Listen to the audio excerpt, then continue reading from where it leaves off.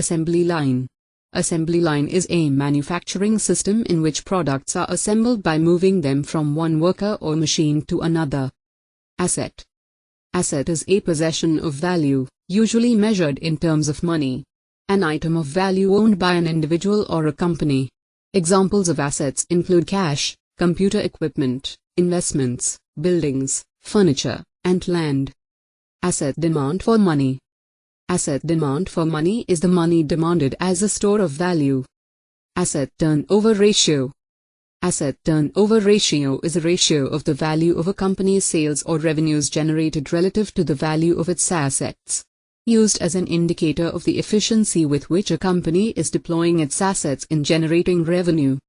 So, asset turnover equals to sales or revenues divided by total assets. Assumptions. Assumptions are the beliefs or statements presupposed to be true,